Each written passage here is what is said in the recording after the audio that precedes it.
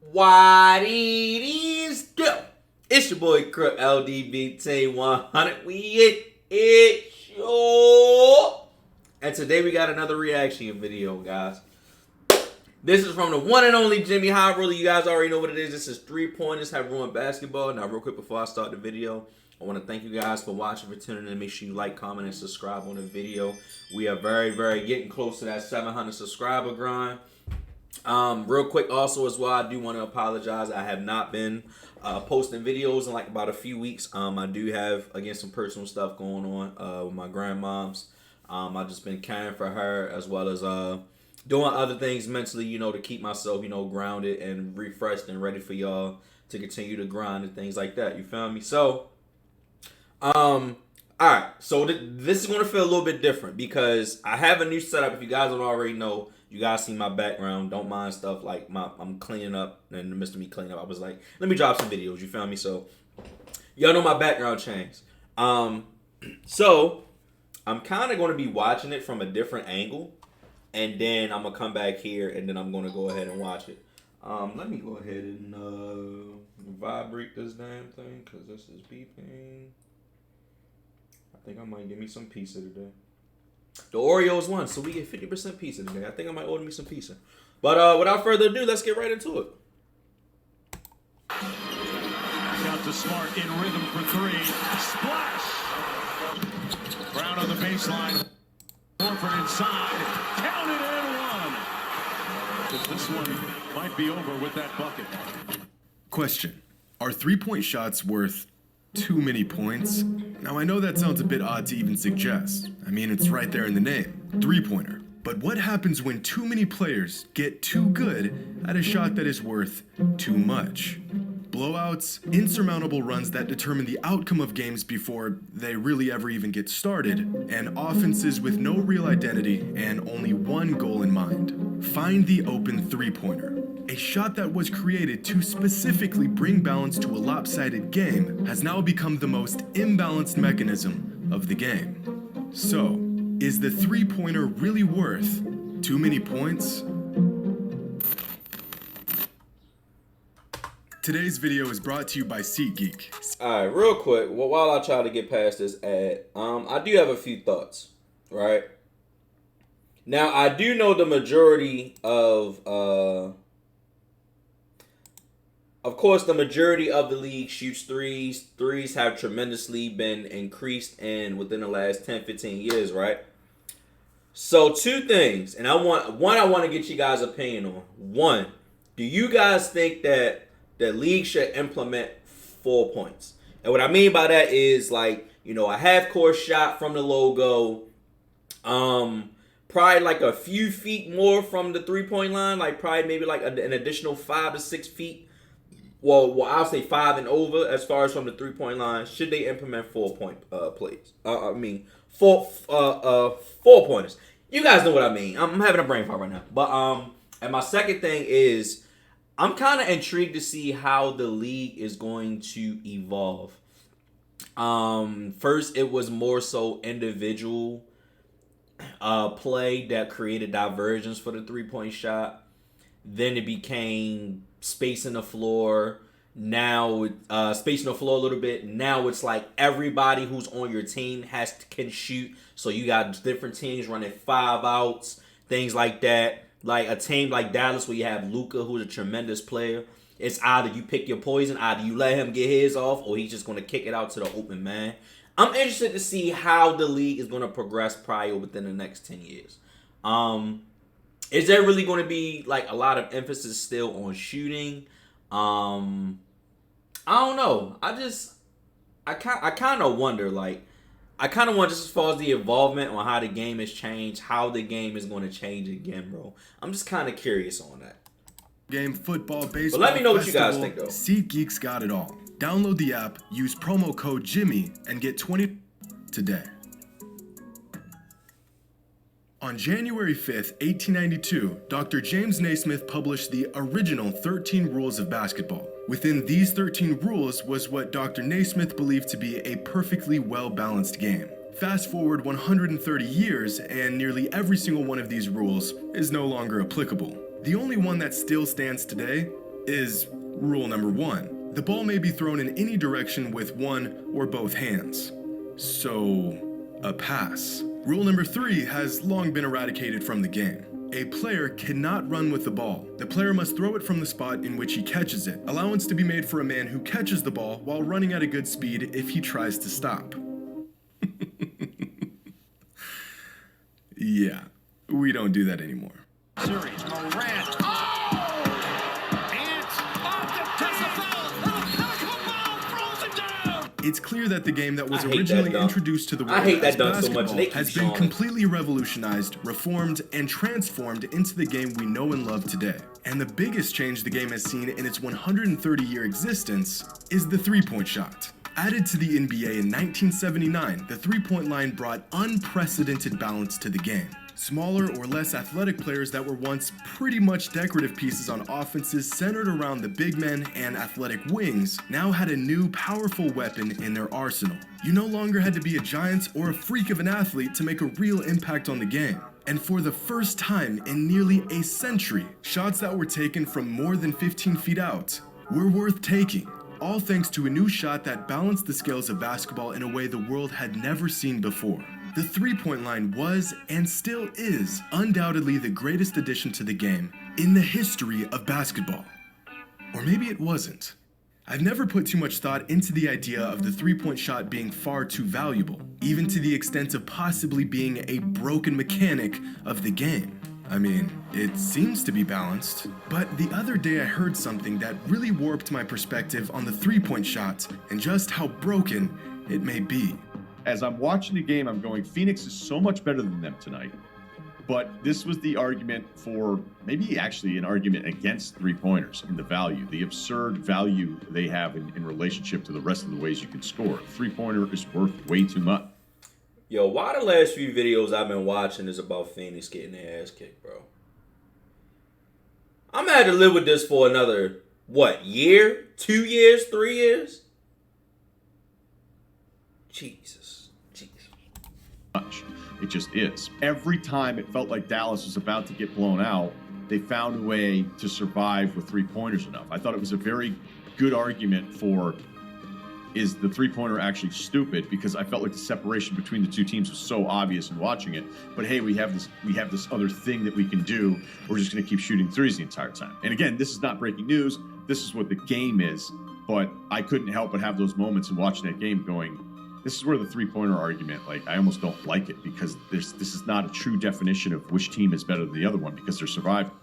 It's a crazy proposition, I know. But after hearing Ryan say this, I couldn't help but to ask myself, are three-pointers far too valuable? Clearly, if you watch these games, NBA teams feel this way. 76ers president Daryl Morey believes three-pointers provide such an unfair advantage that they shouldn't even be worth 3 points, but instead only be worth 2.5 points. To him, it's simple math. The three-point shot is by far the most efficient shot in basketball, for the simple fact that if you can hit just 33% of your three-pointers, you're producing the same amount of points as if you hit 50% of your two-pointers. That one extra point that a player earns for making a three gives them far more room for error than any other shot on the court. Right. And for reasons I'll never understand, it took the NBA 35 years to figure this out. When asked about three-pointers in a 2021 interview, Morey said, "The bottom line is, it is worth too much. It skews the game, and it makes it so there's really only one path to being a good team.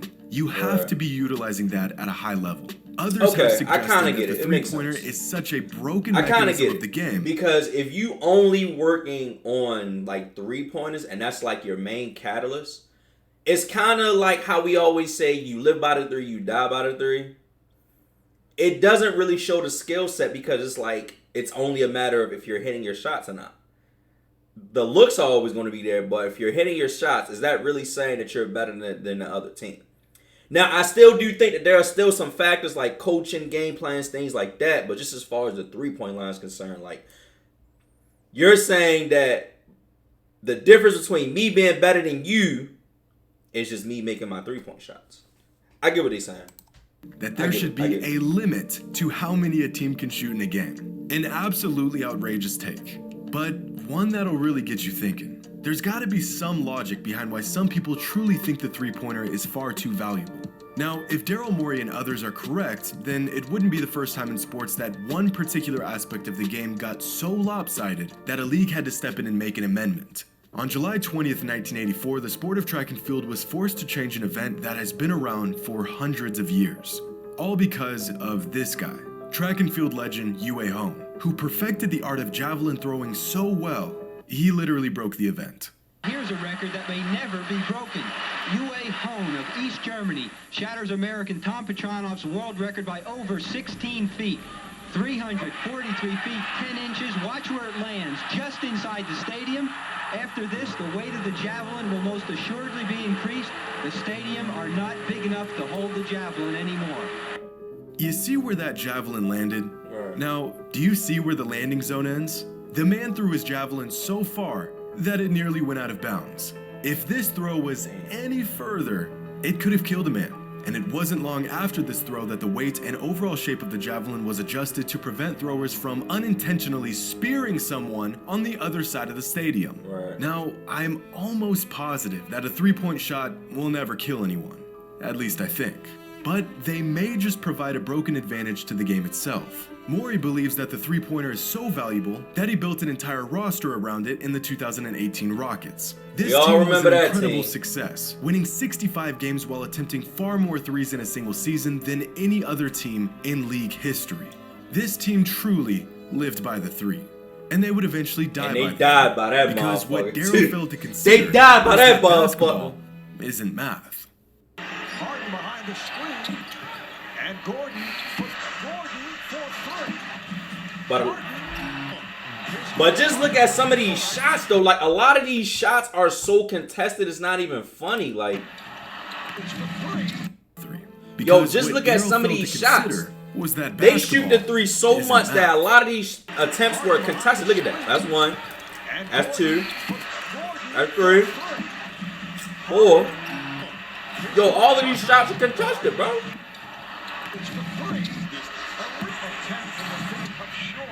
Yeah, it looked bad, bro. And the crazy part about, look at the score. The games are still in single digits. When you miss that many threes, 6 for 32, at this point in time, and you only down by single digits, bro, boy, you lucky. Yeah, they start missing. Yeah, start getting the double digits now. 27 missed threes in a row in Game 7 of the Western Conference Finals. The worst three-point shooting performance in NBA history. One in 149. Is that not a choke job? The Rockets missing 27 threes in a row, according to this NBA fan. Miraculously, the Rockets only lost this game by 9 points. If they had just made a few of those threes, the Rockets would have moved on to the NBA Finals, and Daryl Morey's three-point theory would have worked. But they didn't, and Morey has yet to replicate this same level of success as a strong believer in the long ball. So, is the three-pointer worth too many points? Does it actually provide a lopsided advantage to teams that shoot it well? Or is it a perfectly balanced mechanism of the game? Well, objectively, it's not broken at all. At the NBA level, the three-pointer is so well balanced that it is nearly impossible to exploit. In fact, the three-point shot is such a well-tuned ingredient in basketball that it virtually has no advantage at all compared to other shots. Since the 2002 season, the average number of three-point attempts per game for NBA teams has climbed from just under 15 to 35. And yet, over that same time span, the average three-point percentage league-wide virtually hasn't changed at all. Players and teams are attempting far more threes, but somehow, despite all the attention put on the long ball, NBA players haven't gotten much better at shooting them. When I saw these numbers for the first time, it blew my mind. I want to say maybe it's just the illusion. So well executed at the NBA level, a shot that most it's players the illusion now possess within of their taking bag more find its threes, way into the even though you're basket still just as often as it did decades ago. It's almost as if the people who introduced the three-point shot to the game of basketball knew exactly where to put the three-point line for it to be advantageous enough to attempt, but not too advantageous to create an imbalance in the game. But they didn't. When Abe Saperstein and Ray Meyer first introduced the three-point line to the American Basketball League in 1960, they didn't crunch any numbers to find out the right distance for it. They didn't have any data to point them to the right spot on the court. They literally just picked a spot. According to Saperstein's son, they just arbitrarily drew lines. Just two Hall of Fame coaches getting together and saying, "Where would we like to see the line?" The distance they chose for their game-changing shot? 25 feet. Now, what I wouldn't do to see the absolutely atrocious shooting numbers from 1960s basketball players attempting three-pointers nearly 2 feet further out than the current NBA three-point line. Needless to say, this shot served almost no purpose, so the league decided to move the shot in to just 23 feet. But as far as the evolution of the three-point line, that's about it. The only time the NBA ever adjusted it was for 3 seasons in the 90s, but that change didn't last long and it would eventually move back to where it stands today. The men that created the three-point line had no idea where the game would go over the next 60 years. They had never even seen a three-pointer in their life, and yet somehow they managed to narrow down the perfect distance for the shots almost immediately. But how? How did these two men know still within being broken inches today of where the perfect distance for a three-pointer should be? Any closer to the basket and it would have broken the game. Those 3 seasons in the 90s is proof of that. But any further out, and the shot wouldn't even be worth taking. It's perfect, and the numbers back this up. Here's the average three-point percentage league-wide over the last 20 seasons. As we spoke about before, the NBA as a whole pretty much hasn't gotten any better or any worse at shooting the three ball. But you know what NBA players and teams have gotten better at? Two-pointers. Over the last 20 seasons, NBA players have gotten significantly better at shooting shots within the three-point arc. Now, at a certain point, if teams shoot two-pointers with enough efficiency, then the two-point shot will surpass the value of the three-point shot. And for the first time in 40 years, we have reached that threshold.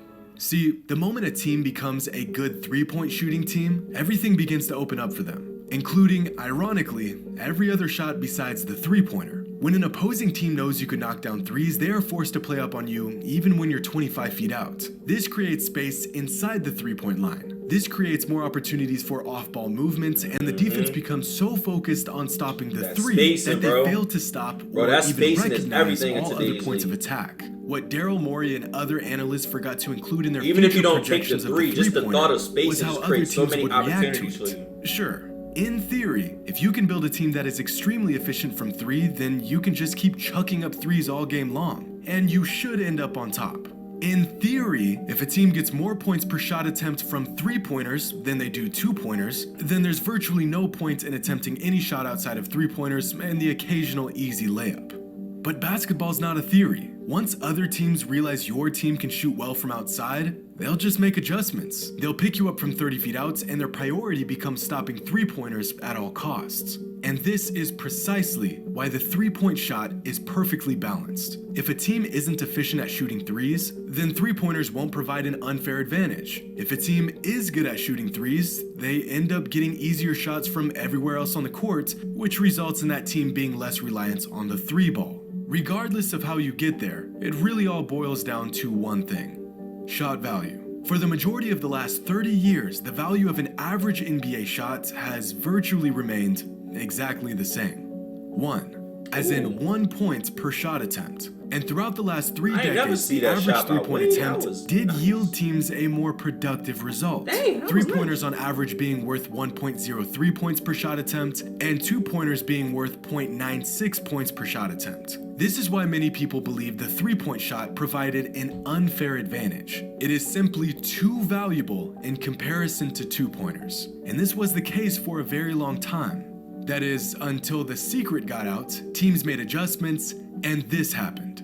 For the first time since the three-pointer was introduced to the NBA, the two-point shot has become just as valuable as the three-pointer. And this season, for the first time ever, the two-point shot actually became more valuable than the three-point shot. Somehow, as the league was in a mad scramble to see who could sink the most threes, they inadvertently turned two-pointers into the most valuable shots in basketball. But let's say we nerfed the three-point shot and made it worth just 2.5 points. Well, then this graph would look like this.